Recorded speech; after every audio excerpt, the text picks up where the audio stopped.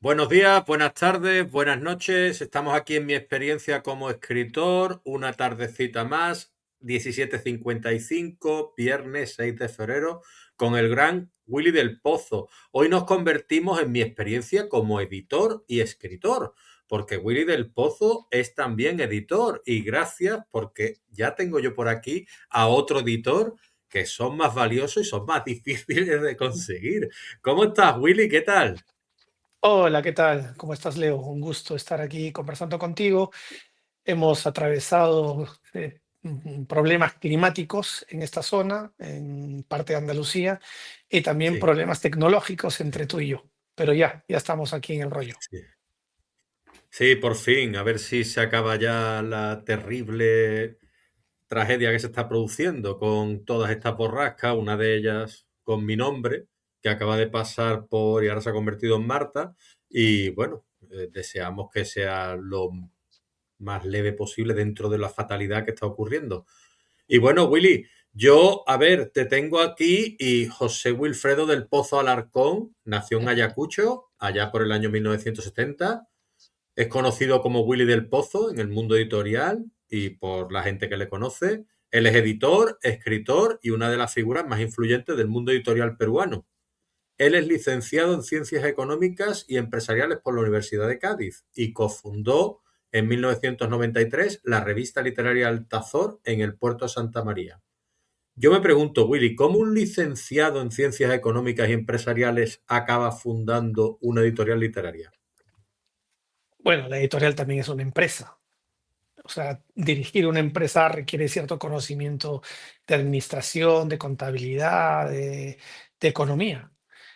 Ahora, si eso lo fusionas con tus gustos literarios, en este caso, pues bingo, porque te sale, confluyen las dos partes de tu parte académica, la parte de lo que te gusta, y puedes desarrollarte perfectamente, no solamente en el campo de la edición, ¿no?, que corresponde al editor, sino también en la parte de la gerencia, en la comercialización, en los temas que incluyen no solamente el proceso de la creación del libro, sino cómo llega a la comercialización, cómo se consiguen mayores logros a nivel nacional e internacional.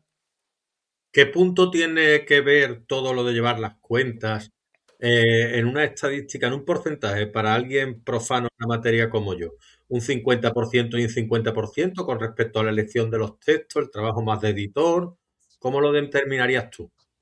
Mira, uno es mucho más entretenido. Uno es, por ejemplo, ¿no? La proyección que tú vas a hacer anual de los libros que pretendes publicar, de las actividades que vas a generar. Eso es la parte que se conversa, que se planea. En este caso, por ejemplo, en Ediciones Altazor, nosotros antes de la pandemia publicábamos 50 títulos al año. Después de la pandemia, redujimos esas cantidades de libros, de títulos en realidad, y tenés que planificar qué hacer con cada uno de estos títulos, dónde llevarlos, cómo comercializarlos. En algunos casos, claro, la parte emocional tuya te puede dictar a sacar un libro que te encanta, pero que puede chocar con el público, que puede chocar con la comercialización, porque no va a ser fluida, va a ser un poco más densa, un poco más difícil. Entonces, la planificación es muy interesante, muy bonita, se entrega uno, pero el aterrizaje es, digamos, un poco más mecánico. Pero también requiere su dosis de planificación, ¿no? O sea, es decir, este libro va, sí, esto lo vamos a comerciar de esta forma, esta es la forma, este es el periodo de duración de este libro, y eso es, digamos, otro tipo de trabajo distinto, que particularmente donde más me siento a plenitud, donde más disfruto, pues obviamente es en el proceso de selección, en el proceso de conversación con los autores, en las lecturas, en los debates que puedo decir por qué este libro sí, por qué este libro no. Y bueno, es como cuando organizamos un concurso. Y nosotros hemos organizado concursos ya varios años. Empecé haciendo un concurso de novela internacional con Altazor, que tuvo cuatro, novela en general, cuatro versiones. De ahí la transformamos en el género infantil, y cada vez vamos teniendo esos debates. Yo como parte de la editorial participo, y ahí ves cómo es el proceso de elección, cómo es el proceso de los gustos, y estos también recaen en el aspecto de los editores para seleccionar los libros que vamos a sacar, ¿no? Y como repito, ese es un proceso muy interesante, y también escuchar a las nuevas voces que te van llegando por el correo electrónico, por el Messenger, en fin, te llegan materiales nuevos, voces jóvenes, frescas, que también hay que darle visibilidad. Ujú. Y una editorial como la vuestra, con 30 años ya a las espaldas, ¿podría decirse que es una editorial joven, ya madura, o ya tiene su tiempo y tiene una trayectoria importante como para haberse consolidado en lo que es todo el mundo editorial? Bueno, nosotros estamos dentro del rubro de las editoriales independientes, ¿no? O sea, porque en un pequeño equipo confluyen muchas actividades. No tenemos pues una red, no tenemos una cantidad de empleados, no. Es algo más familiar, más de amigos que seguimos año a año. Obviamente, transcurrido este tiempo, 30 años ya es un balance significativo de todo lo que hemos hecho y hemos logrado, ¿no? Entonces no soy ya una editorial joven, obviamente, pero sí considero que en los libros que sacamos siempre estamos adelantándonos, pensando cómo innovar, qué cosita cambiar, por qué viene este formato, por qué lo otro, y esas cosas pues le dan dinamismo y hacen que la frescura todavía continúe, que no pueda catalogar, bueno, ya me cerré, ya tengo mis clásicos y este es mi formato. No, siempre intentamos buscar distintas aristas, distintas formas de nuevas expresiones, tanto visuales, que a mí me gusta mucho, ¿no? Y además a este tema de la pandemia, que hubo una ebullición de los libros digitales, incluso se pensó que los libros digitales iban a desplazar al libro físico, entonces había que pensar el libro ya como un objeto de culto, como un objeto de decoración, como algo más adicional que pueda tener el libro, que te separe un poco de ese otro que venía con fuerza, que era lo digital, ¿no? Entonces, siempre hay que estar con este tema de la creatividad, de ver qué detallitos le puedes poner, qué te puede diferenciar de lo que hay en el mercado, y eso pues es parte de sentirse un poco más joven, ¿no? Como apasionado de la literatura, ¿tú crees que el libro desaparecerá y se convertirá en un objeto de adorno, como un cuadro que se puede, digamos, bueno, hay cuadros que a lo mejor están en casa y que tú simplemente lo tienes de adorno y otros que se pueden apreciar? Pero ¿serán los libros eso que y nos quedaremos con los digitales o tú crees que perdurará el papel para siempre? Mira, yo te voy a hablar de mi experiencia como lector mía, también de mi entorno y también de cómo veo a la gente joven. En realidad, personalmente, yo no soy de leer en digital, no me siento cómodo, yo necesito tener el contacto con el libro, tener el contacto de las sensaciones que te puede brindar una lectura en el libro, en la mano, ¿no? Que es muy distinta a lo tecnológico. Si vemos en el tema del Perú, en los accesos todavía a la parte digital siempre son menores que el papel, ¿no? El papel es mucho más masivo. Y si tú le das, como te dije, esos añadidos, yo creo que de todas formas pueden convivir ambas propuestas, pero si tendría que defender y si tendría que motivar yo en una conversación, en un diálogo para convencer a la gente que lea en papel, pues siempre va a ser para mí una lectura preferida. Que sí, que ocupan espacios, que sí, que cada vez los espacios son más pequeños, que nos estamos acercando al oriental, que ya no queremos casas grandes, que estamos cada vez más pequeños. Pues sí, y el libro se va a convertir cada vez digamos, ya no hay cabida para un libro más. No sé si tú habrás leído una novela de Mario Vargas Llosa, Los cuadernos de Don Rigoberto. No, En no lo esa leí. novela no se trata de un espacio, pero sí se trata de una pasión del autor por sus libros, ¿no? No recuerdo la cantidad de ejemplares que tenía en su biblioteca, pero pongamos que sean 100. Sus 100 libros sagrados, sus 100 libros que él le rinde culto. Pero siempre hay que renovarlo, hay que leer algo más que puede acercarte. Entonces llegan a él, va leyendo, y si está un libro no a la altura, pues lo desecha, lo regala, en fin, lo lee, pero ya. Pero si un libro está a la altura, reemplaza uno de esos, coloca el nuevo, y lastimosamente en el pensamiento de don Rigoberto, ese libro ya no debe tener vida y lo pone como si fuera leña, ¿no? En su chimenea. Eh, esto nos da a que valorizamos, o sea, lo tenemos como si fuera algo sagrado para nosotros, ¿no? Algo, nuestro espacio vital. Y yo digo, y he estado en casas de escritores acá en España, en el puerto de Santa María y en Madrid, donde por donde vas en su casa hay libros. O sea, su sala, libros, su cocina, libros, su habitación, libros, su escritorio, ya el escritorio es algo escandaloso, libros desde el piso hasta el techo. O sea, yo me quedo maravillado, qué lindo que exista, ¿no? Que existan personas que el libro lo ve como si fuera una parte decorativa. Y también recuerdo de un escritor, Gonzalo, ay, su apellido no me acuerdo, un escritor chileno, hace muchos años que estuve con él en el puerto de Santa María y vivía en un departamento igual. Tú respirabas arte porque estaba cargado de cuadros de diversos tamaños y como a mí me gusta, y siempre le tengo el temor a lo blanco, la página blanca, me gusta recargarlo todo, incluso en las ediciones de Altazor, en la página de respeto, que debe ser blanca, hay texto, hay cosas. No, no me gusta que, me gustan las cosas recargadas. Entonces, ahí podías encontrar igual sus bibliotecas arrumadas en distintas posiciones. Y en fin, para mí eso me gusta, ¿no? Y estas Navidades, por ejemplo, he visto algunos árboles de amigos de Navidad que han hecho con libros. Me parece bonito, ¿no? O sea, que sirva el libro no solamente como algo para leer, algo para compartir, porque lo puedes prestar, obviamente, pero también que te sirva como un adorno, que sientas orgullo de decir, mira, te presento a mis hijos todos los que he leído, ya llevo 200, llevo 300, y tú cuando vas, al menos me pasa a mí, cuando voy a casa de alguien y tengo acceso a los libros, ¡pum! Empiezo a ver, ¿no?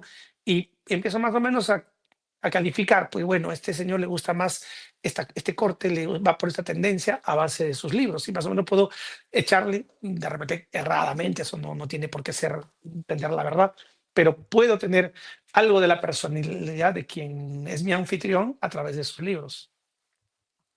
Me parece, me parece estupendo, Willy. Es decir, lo explicas muy bien. Yo no te voy a pedir que te quedes con 100 libros, como hizo don Rigoberto, pero sí te voy a pedir que te quedes con al menos tres. ¿Cuáles son los libros que más te han marcado a ti? ¿Cuáles te quedarías tú que tú dijeras, mira, me tengo que llevar en una maleta esto, esto, esto y esto, y me han quedado un huequecito aquí que caben tres libros, y yo me voy a llevar estos tres libros porque los tengo que salvar, y me los tengo que llevar conmigo? ¿Cuáles te llevarías? Ahora, como quien dice, las tres cositas que podría llevar a una isla desierta, ¿no? Eso Y de es. repente, pues a la isla desierta me llevo la propia isla desierta. Bueno, hay libros que han formado parte de un proceso de acuerdo a una edad, ¿no? O sea, cuando era mucho más joven, uno de los libros que me marcó y que tenía esta ansiedad por terminarlo y creo que me la soplé en poco tiempo, fue El Conde de Montecristo, por ejemplo, Alejandro Dumas. Ese es para mí un despertar de cuando era muy joven.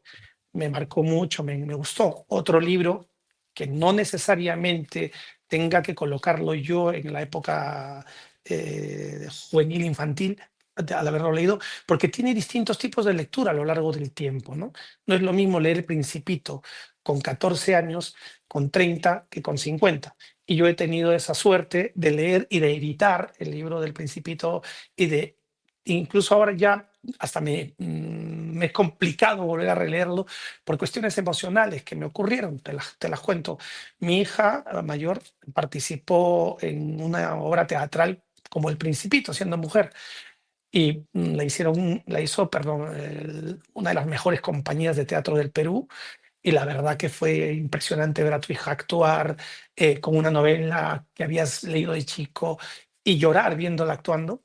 Entonces yo en ese momento, cuando se amplía una segunda etapa y que el libro, perdón, la obra de teatral va a continuar, y yo tenía un amigo muy querido, Carlos Calderón Fajardo, que había vivido muchísimos años en París, y justo yo estaba por un viaje por París, y me dice, Willy, tráete El Principito, y yo te lo traduzco. Y ahora que tu hija va a tener la temporada de verano, pues el libro va a estar como anillo al dedo.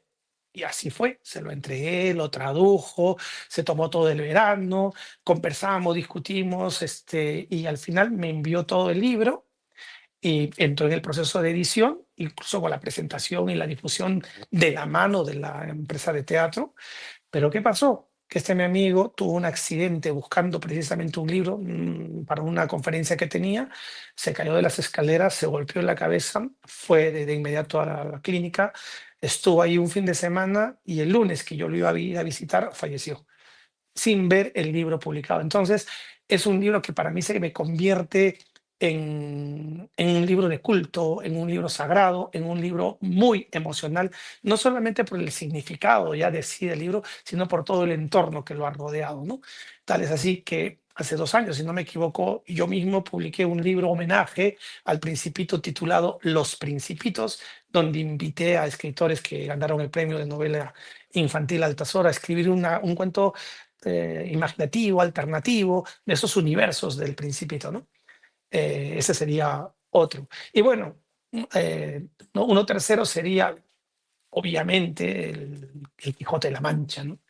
Es un libro que a mí me ha brindado todas las emociones, me he reído a carcajadas al leerlo, he llorado al leerlo, y yo creo que te da esa complejidad de poder tener tantas sensaciones y una lectura tan amplia, tan enriquecedora y con un lenguaje tan bonito, tan bello, que por ejemplo ahora en una conversación común y corriente, si tú te acercas con tu escudero o con tu empleado, no vas a hablar pues como hablaban en esa época, ¿no? Qué lindo que el escudero le respondiese con ese mismo don, con esa misma forma de comunicación tan bella, tan hermosa, ¿no? En la palabra, y no con las procacidades, como ahora son las tendencias, ya sea a través de la música o ya sea a través de la brevedad, escribiendo entre los jóvenes. Entonces, eso sería. Sin embargo, he de adicionar que mi escritor favorito es Milan Kundera, el escritor checo, y que en novelística y en cuentística, y que en la poesía, por ejemplo, uno de mis referentes al que siempre leo y siempre me acerco es Nicanor Parra, el antipoeta chileno. Porque tú has escrito también poesía. Sí, claro, he escrito poesía y antipoesía, precisamente por eso, porque cuando descubrí a Nicanor Parra, pues he intentado tener toda la colección de sus libros, he intentado ir, incluso tuve la oportunidad de conocerlo por una invitación de Héctor Hernández Montesinos, un poeta chileno ganador del premio Pablo Neruda, un gran escritor contemporáneo, y él tenía el contacto con Nicanor, y también la poeta chilena Claudia Pablaza, perdón, no, no es Claudia Pablaza, me estoy equivocando, es narradora. Tenían ese contacto con Nicanor, pero se frustró el viaje que iba a hacer para conocerlo y me quedé con estas. Lo mismo me pasó con Milán Kundera cuando estuve en París, justo él había salido de vacaciones y no pude conocerlo. Bueno, lastimosamente los dos autores ya están muertos, ¿no? Ujú. Yo te quería preguntar, porque aquí hemos hablado de poesía largo y tendido, pero nunca hemos hablado de antipoesía. Me gustaría que tú me hablases de esa pasión tuya por la antipoesía y qué es la antipoesía. Bueno, recordemos uno de los poemas estrella de Becker, ¿no? Que dice que la poesía eres tú, la poesía es la belleza, la poesía es el juego de las palabras que pueden encandilar, que pueden susurrarte al oído y manifestarte sensaciones sublimes, ¿no? Espirituales, que te lleven a esos universos oníricos, esos universos líricos que son magistralmente detallados con tantos poetas de la palabra. Bueno, no solamente de esto, también temas sociales, también temas que puede la poesía alcanzar, ¿no? Como es la madre de la filosofía. Sin embargo, la antipoesía es el lado oscuro de este lado, ¿no? La otra cara de la moneda. Si estamos hablando de la cara y la cruz, pues en este caso sería la cruz o el C, como le podamos denominar, donde a través de un lenguaje construido con cierta estética, perdón, no con cierta, construido con estética, construida con los padrones y con la lectura de estos grandes clásicos de la literatura, de la poética internacional, puedes tú doblegar a la poesía, puedes tú burlarte de ella, empezando a burlarte de ti mismo y puedas, en las palabras, embellecer lo caótico, embellecer lo escatológico y hacerlo procaz a tus oídos, hacerlo un divertimento cuando estás leyendo este tipo de literatura. Y por qué no también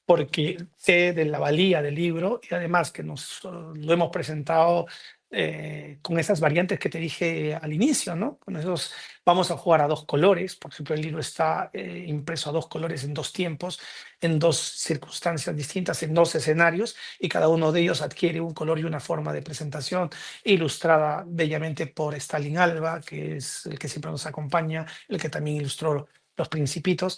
Entonces, tiene todas las condiciones, finalista de un premio en Guatemala, publicada por un sello independiente peruano, un libro muy bonito, una trama muy interesante y una pluma vistosa y cuidada, la de Mari Carmen, que no tendría por qué decir que no tiene todas las posibilidades de ganar. Yo espero que así sea, ¿no? Que sea como el Albacete que le ganó al Real Madrid, ¿no? Y lo sacó de Hombre, la Copa del Rey.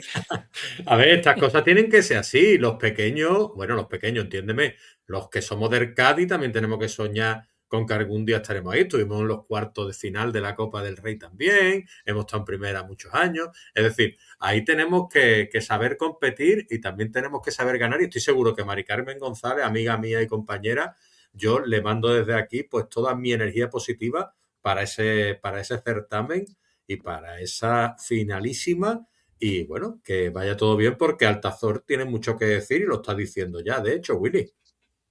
Pues bueno, sí. Ojalá que la magia del mágico González nos acompañe aquí para hacer un gol olímpico. Así que sí sea, que así sea. Y yo me pregunto, ¿en qué momento supiste tú que Altazor ya no era un experimento, sino un proyecto a largo plazo? Bueno, todo empezó como un juego, con una revista que publicamos con amigos acá en el puerto de Santa María. Recuerdo la primera edición fue en fotocopia, maquetada en WordPerfect, impresa así en hojas y luego montada y fotocopiada. Y ya a partir de la segunda entramos en imprenta y obviamente las últimas fueron más bonitas.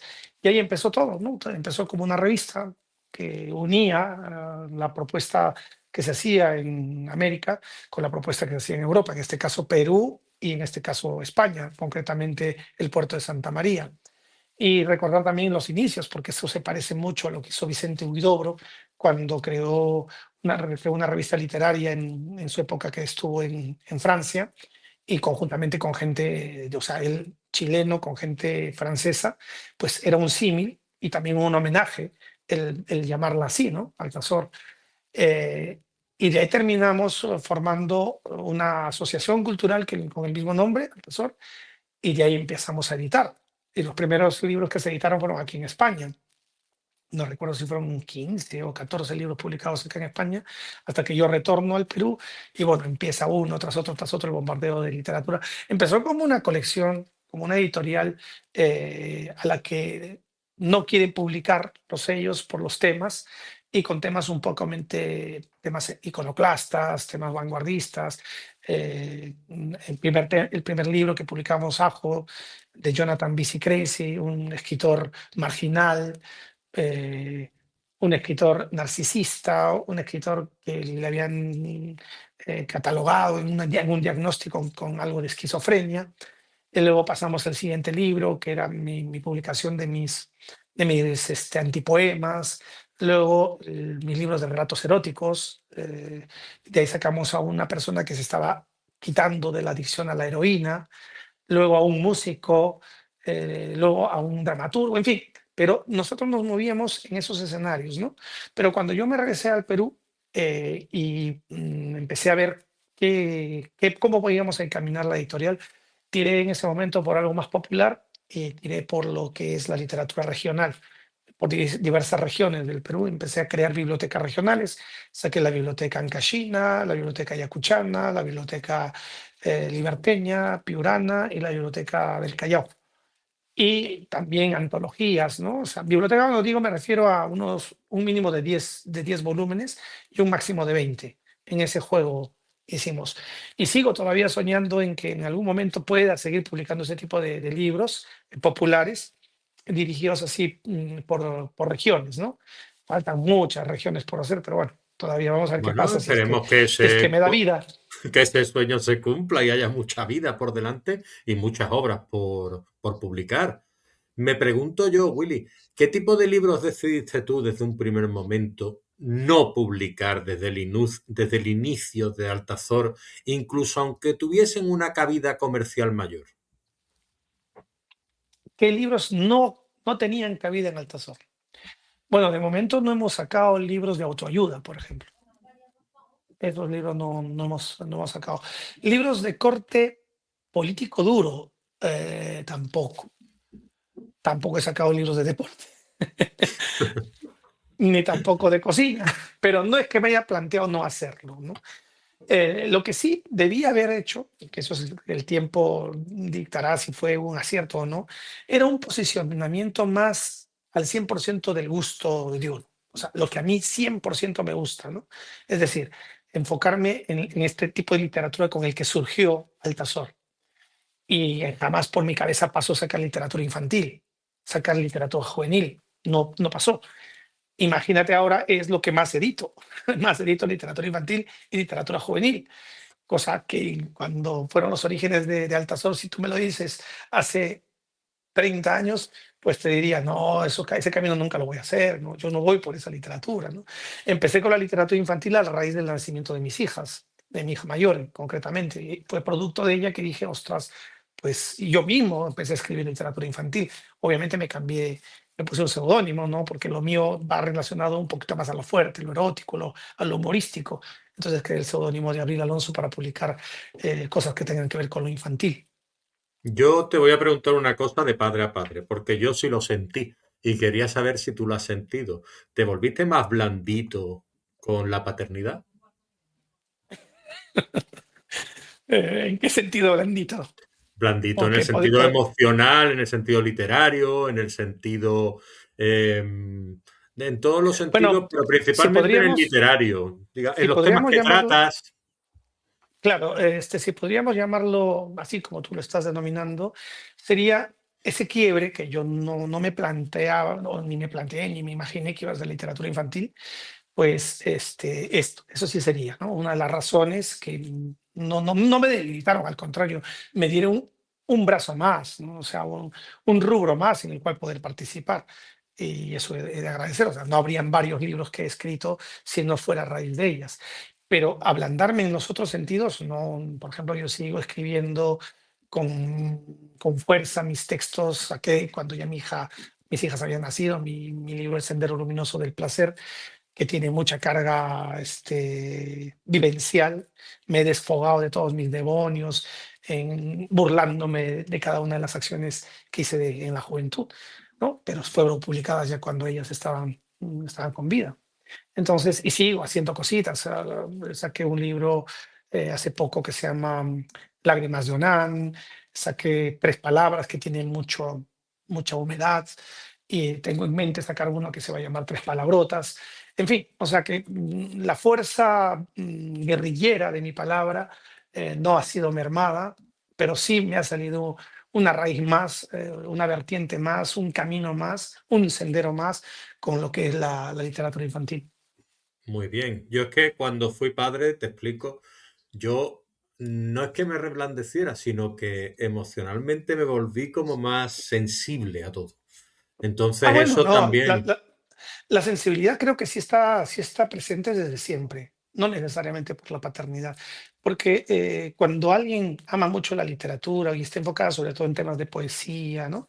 Tiene que ser un tipo sensible y con esa sensibilidad pues crear, a lo mejor incluso más sensible que inteligente, ¿no? poesía. Tres poemas, venga. Dime tres poemas que son para ti tus tres poemas de cabecera que tú, los primeros que se te vengan a la cabeza. Es decir, dime Míos. tres poemas, no, tuyos, tú puedes decir tuyos, claro, por supuesto. Dime qué tres poemas tuyos se te vienen a la cabeza, primero a los que tengas especial aprecio por algún motivo y otros tres poemas ajenos que tú dijeras, esto es maravilloso, esto a mí me ha tocado y va a estar conmigo toda la vida. Bueno, tres míos de distintos cortes, ¿vale? Los que tú Tengo quieras. uno que, tengo uno que lo escribí, que se titula Ronquidos, y haciendo el símil como si yo fuera gente andina de Ayacucho, con esa forma coloquial de expresarse, ¿no? Obviamente te lo voy a decir una cosa cortita, no el poema entero, ¿no? Pero dice así: más mejor te digo lo que pienso yo sin ojos. Tú casa tienes, tú chacra tienes, tú pues sí, tú solito fortuna has hecho, con sudor de pecho dices, con fuerza de hecho lo dices. Ese es un poema que tiene que ver con una connotación social de gente que se ha retirado de Ayacucho y ha emigrado, y luego al volver como que desconoce sus raíces, y ya incluso se cambia el apellido, era Quispe y vuelve como Quimper. En fin, es una Pero me crítica lo a ese. interpretas, es decir, yo habría sido incapaz de interpretarlo de la manera en la que lo has hecho. Es decir, ahí están tus raíces también y se nota. Ah, mira. Bueno, este otro es un corte un poquito más, más de la onda de Karl Ojarak, que Ujú. dice, pues este no sé si estará en horario que puedan escuchar los chicos. Carlos Harak, hombre, aquí estamos siempre en horario fuera de los chicos. Aquí, es decir, aquí se permiten ciertas licencias. Willy, Carlos Harak, que era uno de tus seudónimos, ¿verdad? Correcto, correcto. Este, por Vale. ejemplo, que dice, yo no me desmiento, ni siquiera me creo. Estoy vivo, no lo dudo, pues acabo de tirarme un pedo. Muy bueno, todos llevamos uno dentro, al fin y al cuentas, ¿no? Sí, un poco escatológico, obviamente, pero que Nada, bueno, es nada, cierto. pero tiene su punto, tiene su gracia. ¿Y el tercero? A ver, el tercero, el título lo tengo. Bueno, ya, ok. Cunilingus se titula. Mis palabras te acarician de nuevo, tejen tus cabellos desorientados, te besan aquí y allá, aunque te resistas, feroz como una colegiala, inventando razones que tu vientre perdona. En silencio, en la oscuridad, mis palabras acarician tu cuerpo. Y bueno, de los que no son míos, sí me sé uno que es un poema que siempre lo recito, eh, que para mí me parece motivacional, que reúne muchos. eh, lo- la historia viene cuando empezamos a asistir con el grupo de amigos de la revista Altazor a un encuentro en homenaje a Rafael Alberti. Y ahí tuve la oportunidad de conocer a Mario Benedetti. Entonces Mario Ujú, Benedetti se sentaba a mi derecha y yo a la izquierda y empezamos a conversar. Y ahí Mario dio una ponencia, una exposición sobre poesía, habló de poesía latinoamericana, en fin, y recomendó ver una película. Y nos dijo, tienen que ver una película que es poema de inicio a fin, El lado oscuro del corazón. En esa época, pues no había CDs, DVDs, no había lo que hay ahora, eran los VHS y tenías que irlos a ujú, alquilar a ujú. los puestos donde te los daban. Entonces, lo primero que hice yo, vamos a recorrerlos para alquilar esa película y verla, ¿no? Con mis amigos. Fuimos a cada uno de los sitios, no recuerdo cómo se llamaban, donde alquilaban los VHS. ¿Videotecas? Videoclub, videoclub. Aquí en Videoclubs, España videoclub. eran videoclub. No, no, Pero no, vamos, está, que tú has estaba en alquilado España. como yo Betamax también. Es decir, También en hasta mi que época, empezaron claro. a entrar VHS poco a poco y se los fueron retirando todos. Sí, bueno, entonces fuimos a recorrer, creo que eran 3 o 4 los que había en el puerto Santa María. El primero no lo tenía, el segundo tampoco, el tercero tampoco, y el cuarto ya casi fuimos con la moral por los suelos y teníamos que buscar, porque eso no había ni ordenadores para que te ayude. Bueno, empezamos a buscar y yo encuentro la película. ¡Ostras, aquí está el lado oscuro del corazón! Se hicieron una pequeña fiesta, ¿no? Y le digo, quiero alquilar esa película. Y la señorita tenía un registro, un papelito de cada una de sus películas y me dice, ¿de verdad quiere alquilarla? Llevo con esa película 3 años, 4 años, se lleva un montón de tiempo con la película y nadie la había alquilado. Entonces le digo, ¿para qué la vas a tener? Porque ya no me la vendes. Y me dijo, hombre, claro, te la vendo. No recuerdo si me la vendió a 1000 pesetas o un poquito menos, pero bueno, yo le pagué Se y alquilaba por aquellos entonces a 300 pesetas y el me la miércoles vendió, estaban, me la vendió a 1000 el entonces. miércoles eran dos películas a 300 pesetas. Te la vendió Pues por nada, 1000. pues me la vendió por 1000 y me fui y desde entonces se convirtió en una de las películas que he visto pues muchas veces. He invitado a escritores a verla en conjunto, nos hemos tomado unos grandes vinos con las películas, en fin, esa es una. Y la película empieza con un poema de Oliverio Girondo y el poema empieza así. Me importa un pito que tengas los senos como magnolias o como pasas de higo, un cutis de durazno o de papel de lija. Le doy una importancia igual a cero al hecho de que amanezcas con un aliento afrodisíaco o con un aliento insecticida. Soy perfectamente capaz de soportar una nariz que ganaría el primer premio en una exposición de zanahorias.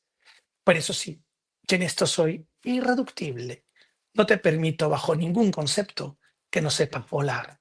Si no sabes volar, pierdes el tiempo conmigo. Qué bueno, qué bueno. ¿Y qué tenía esa película para recorrer 4 videoclubs hasta encontrarla, Willy? Era la recomendación de Mario Benedetti, que nos dijo que la película Ajá. era poesía de inicio a fin.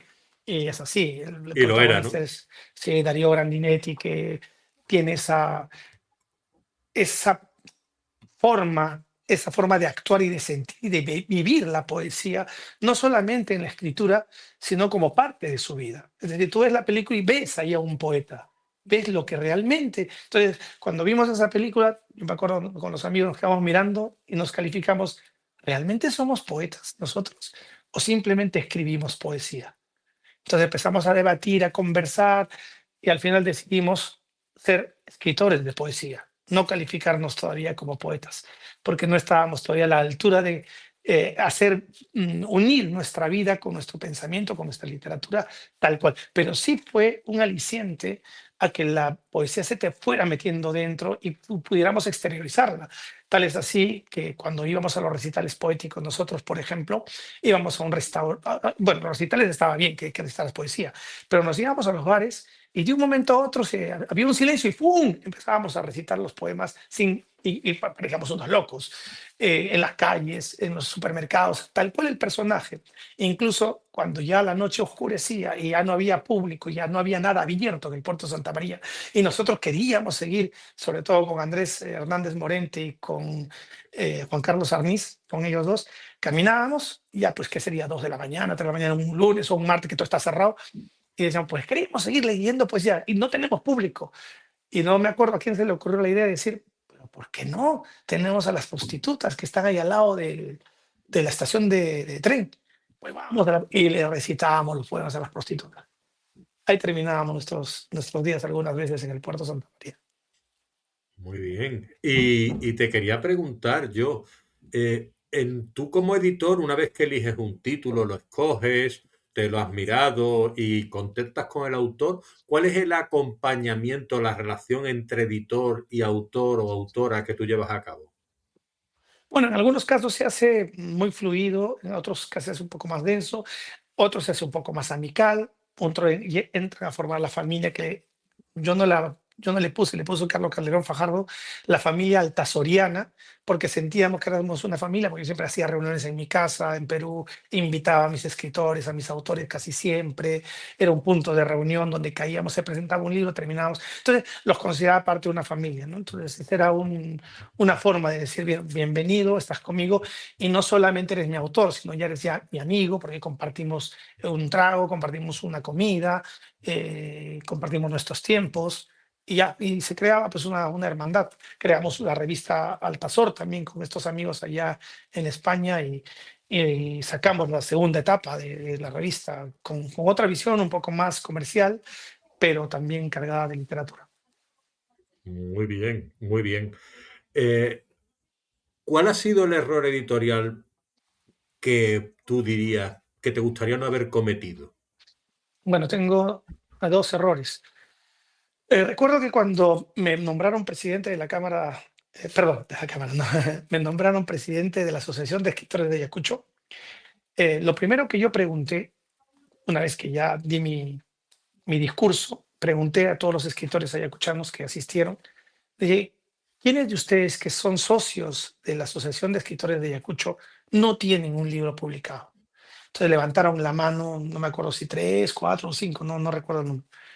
Y le digo, ¿ustedes no han publicado? No, pero son socios de... Sí, somos socios. Entonces yo les dije, a todos ustedes les voy a publicar sus libros. Entréguenmelos y se los publicaré. Y obviamente uno de esos libros que llegó a mi poder y que tuve que publicarlo no tenía pies ni cabeza. Era entre comillas, un desastre. Pero bueno, lo publiqué. Entonces puedo vanagloriarme de haber publicado uno de los libros más complicados de la historia de la literatura peruana, ¿no? Y ahí está. También forma Y, parte del trabajo, ¿no? y les publiqué a todos porque me parecía incorrecto que un socio de una institución que tenga que ver con escritores no tenga un libro que lo respalde. Entonces ese fue. Y el segundo fue uno de corte comercial. En el Perú estaba muy famosa la Tigresa del Oriente, que tenía un montón, se le conocía como la reina del YouTube, no en el Perú, sino en el mundo. Era la reina del YouTube. No sé cuántos millones de vistas tenía. La cuestión es que me dicen que quiere publicar en Altazor, me entregan su trabajo de su vida, que se llamaba como una de sus canciones Un Nuevo Amanecer. Entonces llamo a mi equipo y me dicen, güey, ese es gol de media cancha. Saquemos el libro. Y digo, yo nunca he sacado libros de farándula, libros que tengan que ver con la vida de una cantante, de esto que es youtuber, o sea, no, no se llama youtuber, perdón, reina del YouTube. No, no es lo mío. Voy a meterme en un escenario que no es, pero Willy, vas solo, vas a meter como rosquilla. O sea, te va a dar una visibilidad, pero brutal. Y mira, yo que tú sacó 10.000 ejemplares, porque eso vas a moverlo, pero brutalmente. Y yo fui cauto, no acepté editar el libro y saqué 1.000 ejemplares. El día de la presentación el auditorio estaba abarrotado. Habían 500 personas en el auditorio, pero fuera había una cola de por lo menos 200 más. Entonces yo dije, wow, 700 personas de aquí, pues agoto la edición. Ya está. O sea, y ya pensando en la segunda y diciendo, este es el gran acierto de vida. ¿Quién te dice? Te pregunto, ¿cuántos libros crees que vendí ese día de la presentación del oficial en la Feria Internacional del Libro de Lima? Hombre, haciendo cálculos, pues si 500 más 200 personas, hombre, yo calculo, ahora que me has contado la historia, tendría que tirar por abajo, pero debería más de 700 seguro, siendo honesto. Vendí un ejemplar. Y Eso cómo entonces, puede ser. es lo que nunca me enteré, nunca se supo. Toda la gente se tomaba fotos con la autora, se volvió loca, toda la prensa vino, nos hicieron entrevistas de Chile, de México. Yo andaba por aquí, por allá con ella en los platós de televisión, pero lastimosamente no funcionó. Y yo lo había dicho antes, dije, no, esto es un espacio que yo no conozco, no me quisiera meter. Y bueno, pese a que le pusimos todo el punch del mundo, eso fue lo que pasó. Y bueno, hablando de aciertos, siempre hay que hablar de la cara amable también de la moneda. Hablando de errores, perdón, aciertos. Ah, no, ahí se han ido muchos, ¿no? En las antologías que hemos preparado, las mías propias y las de otros escritores, libros que han salido, que yo pensé, digo, este va a ser un gol y fue realmente un gol, y algunos siguen siéndolos, otros se han ido a otras editoriales más grandes, pero que sí, que ha funcionado varios títulos. Por nombrarte un par, yo saqué un libro que se llamaba Gracias Totales, tributo narrativo a Soda Stereo, una banda ícono del rock latinoamericano, Argentina, y venían a hacer el espectáculo El Circo del Sol, denominado como Soda Stereo, ¿no? O sea, la banda. Y ese fue un gol de media cancha. Sacamos 3.000 ejemplares, si no me equivoco, ¿sí? Y también sacamos una edición pirata, porque una era a colores y otra en blanco y negro, o sea, por eso le llamo pirata. Y en precio también, una la vendíamos más barato y otra, y se agotaron todos esos libros en One, o sea, fue exitosísimo, salió por todos los medios también, se llevaron los libros a Argentina, fui a presentarlo a Argentina por todo lo alto en 2 ciudades, conocí a Zeta y Charlie a raíz de la presentación de este, bueno, Charlie y Zeta son los que están vivos actualmente, ¿no? Porque el cantante Gustavo Cerati falleció. Ese fue un libro exitoso. Y otros libros que han funcionado muy bien, Horrendos y Fascinantes, que tiene que ver con la literatura de terror. Otro libro, Somos Zombies, con la literatura de estos muertos vivientes. En Ujú. fin, en novela una muy exitosísima fue El maravilloso viaje de Francisco Caoba de Henry Quintanilla, Tacacho, Tacachito, Tacachín de Sócrates Usuná, que sobrepasaron pues los 10.000 ejemplares cada uno de ellos. En fin, cosas bonitas, sí han habido muchísimos libros que hemos acertado. Casos curiosos a veces también han pasado, que me han dado 2 libros, un mismo autor, y yo elegí uno. Me parece que se llama, en el caso de Carmen Alto y Los abuelos de mi infancia, de Henry Quintanilla. Yo elegí Carmen Alto porque me pareció una trama muy interesante sobre la época de violencia, pero mezclada con hechicería, con brujería, y el otro era parte de su vida, ¿no? Era su historia como niño, con sus abuelos, ¿no? Los abuelos de mi infancia. Y yo le dije, bueno, me voy por Carmen Alto. Y me dijo, por favor, publica las dos. Yo no le tenía fe a los abuelos de mi infancia, yo le tenía fe a Carmen Alto. ¿Quién te dice que al sacar los dos libros, los abuelos de mi infancia se fue creo que por cuarta o quinta edición y el Carmen Alto, por quien yo había apostado, se quedó en una y tardé como 4 o 5 años en agotar la edición? Ujú. Y bueno, nos acercamos al final de lo que es la charlita que tendremos, pero bueno, siempre con el espacio de que tú puedas venir cuando te dé la gana. Pero yo te quería preguntar, ¿sueños que hayas cumplido con Altazor y sueños que crees que aún te quedan por cumplir, pero que llegarán? Bueno, uno de los sueños que cumplimos fue el democratizar el libro. Los libros, nosotros en la primera feria que hicimos, vendimos el libro a un sol. Un sol equivale en euros 10 céntimos, 20 céntimos. Y en el propio Perú era una locura vender los libros a un sol.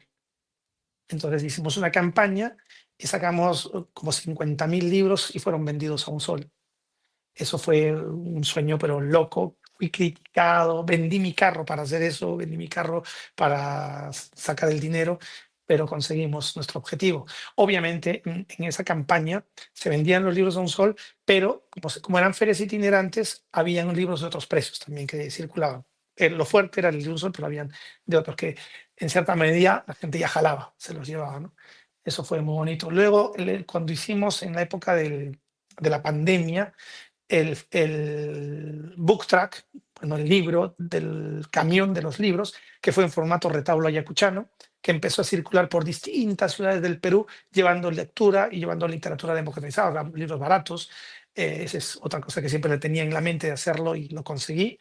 El otro es las bibliotecas regionales, que en parte está cumplido, pero en parte me queda mucho por recorrer. Son veintitantas regiones me queda. Entonces sería un sueño que todavía está pendiente de realizar con respecto a la edición de libros, ¿no? Eh, Otro cumplido, publicar Altazor, en el libro de Vicente Huidobro, que lo sé que no, Altazor o El viaje en paracaídas. Siempre dije, quiero tener ese libro en mi catálogo, pues lo tengo, ¿no? Y algunos autores importantes del Perú que también dije, tengo que tenerlo, pues lo tuve. Y esas son las alegrías que uno puede tener. Y si me habla de sueños más allá de este que hablé, bueno, siempre hay, ¿no? Yo creo que los proyectos editoriales son infinitos. En este que me metí, en el rubro de la música, sacando a Soda Stereo, tuvo su continuación con la banda Los Prisioneros, con la banda Héroes del Silencio. Ahora estoy con AC/DC, tengo Iron Maiden, tengo una banda española, Ángeles del Infierno. Y si hablamos de esas bandas nada más, serían pues una infinidad de bandas que uno podría hacer un tributo literario. Ahí nada más ya no te alcanza el tiempo, ¿no? Y esos sueños no se van a cumplir. Y también estos tributos no solamente ya a bandas, sino también a libros, ¿no? Como el caso del Principito con los Principitos. Tenemos un tributo que espero que salga a Alicia en el País de las Maravillas, al Mago de Oz. En fin, cosas que siempre van a estar y que seguirán viviendo en los sueños del editor. Como editorial peruana, ¿qué nicho habéis conseguido cubrir vosotros que tú te sientes orgulloso de haber cubierto en Perú?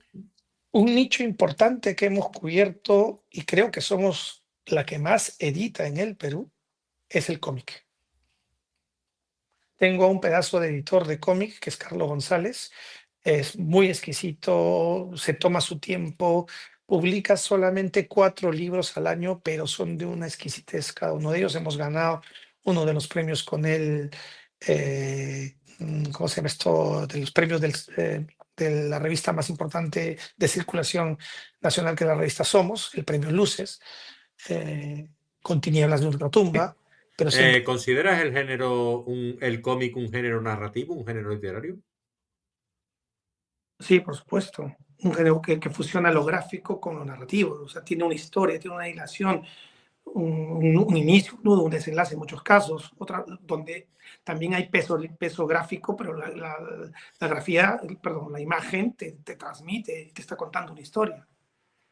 Perfecto, porque hay veces que está ahí en el límite, ¿no? Que mucha gente lo considera, pero gracias al cómic y la novela gráfica, yo creo que está, digamos, así abanderándose mucho y está teniendo muchísimo éxito. Incluso se está llevando ya al cine y a las series. Sí, por supuesto. Mira, el universo Marvel, ahí tienes un montón. Ujú. Sin DC City, o sea, es Comics, decir, hay DC muchos. Comics también tiene un montón. Sí, sí, sí, sí, sí. Te quería preguntar las dos últimas preguntas. Sería una de ellas la IA. ¿Tú qué consideras de la IA qué tiene por decir dentro de la literatura y qué no?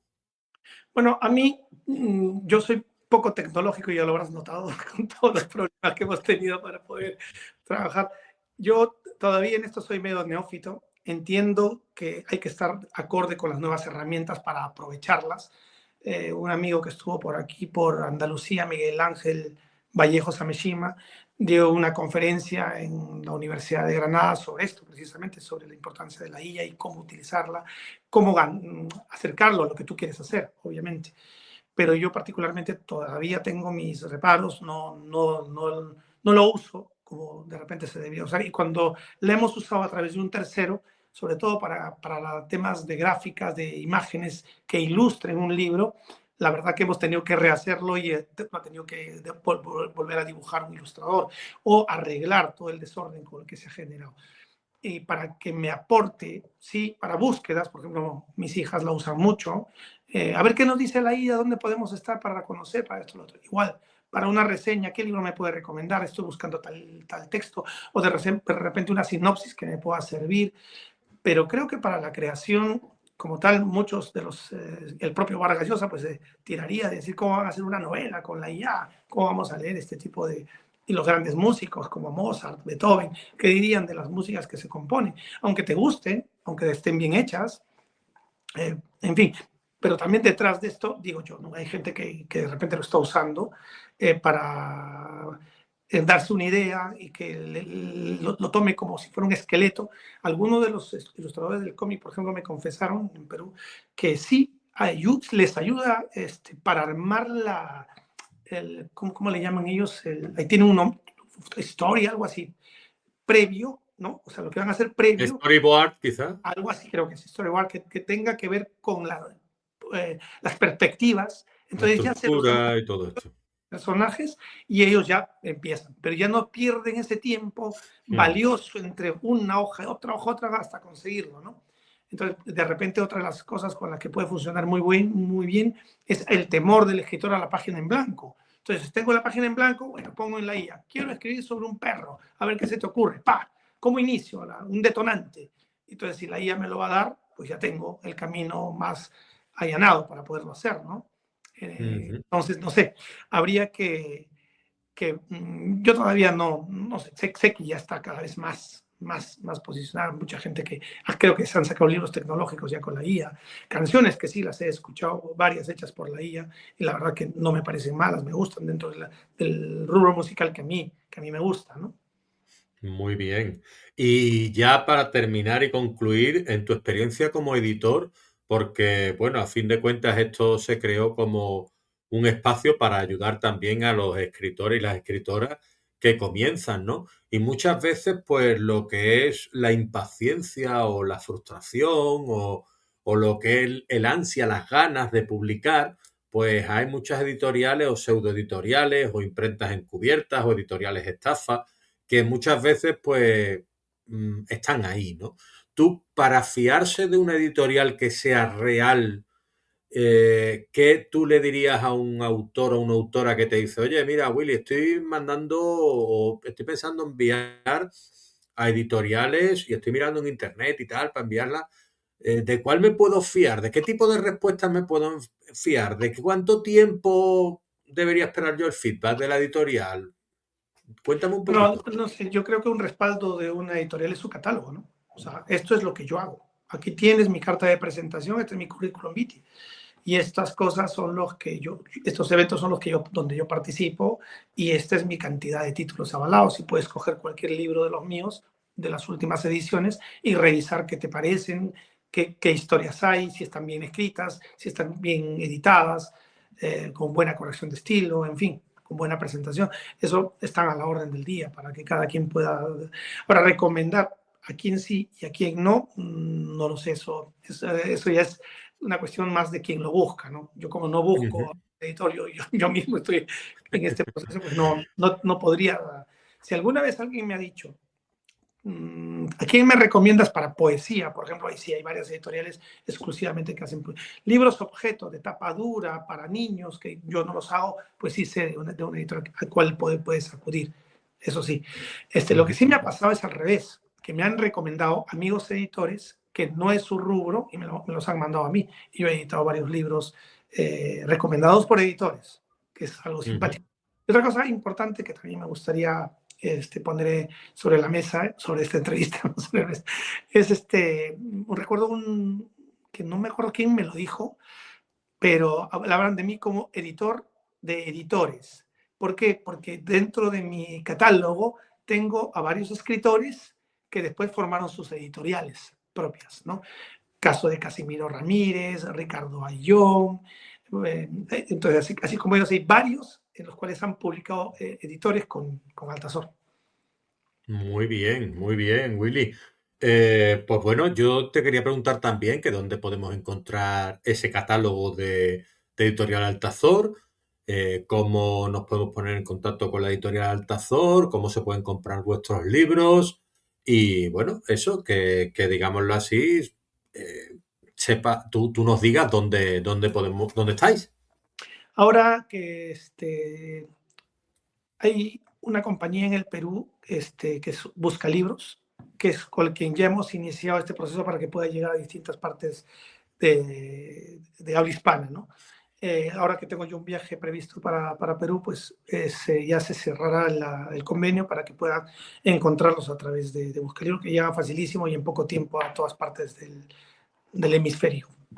Buscalibros es un buscador, una Sí, plataforma es una donde se plataforma. pueden encontrar vuestros libros de Altazor, ¿correcto? Sí, correcto. Se va a Vale, encontrar perfecto. en breve. Se va a encontrar en breve. Perfecto. Pues hoy a 6 de febrero, aquí tenéis a Willy del Pozo, editor de Altazor Editorial, que nos confirma que en Buscalibros, dentro de poco, podréis encontrar sus libros.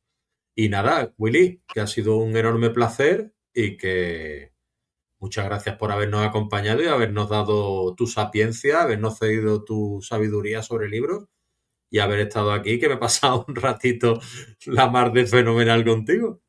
Pues igualmente, muchísimas gracias por esta oportunidad, por este espacio. Te deseo lo mejor, éxitos en tu vena de promoción, de difusión, de conversatorios.